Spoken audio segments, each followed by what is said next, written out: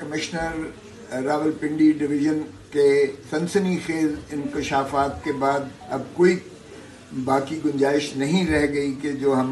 पहले दिन से कह रहे थे कि ये इलेक्शंस जो हैं रिटर्निंग ऑफिसर ने फॉर्म 47 के ज़रिए अपनी जो हारे हुए उम्मीदवार थे उनको जो है जिता दिया है, और जो लाखों की तादाद में 70,000 80,000 से हारे हुए थे उम्मीदवार उनको भी ये जिता दिया है। और ये शर्मनाक हरकत जो है उसके बाद इन्होंने जो है स्टफिंग करके बैलेट पेपर्स पर ठप्पे लगा के मोहरें लगा कर और बैग्स को जिस तरह से स्टफिंग करके भर लिया वो एक पाकिस्तान के अवाम के हकूक़ पर डाका मारने के मुतरादिफ था। और मैं समझता हूँ कि अब कोई गुंजाइश नहीं रह गई कि फॉर्म 45 की रोशनी में ही नतीजे जो है फॉर्म 47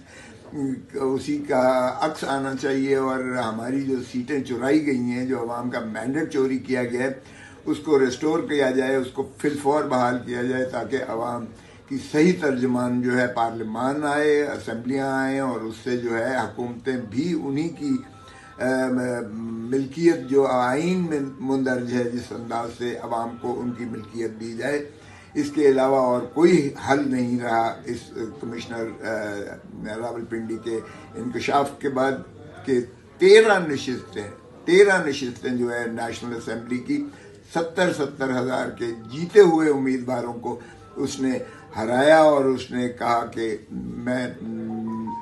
नदामत से और ज़मीर के बोझ तले जो है उसने जो इकबाल जुर्म किया है, कन्फेशन किया है।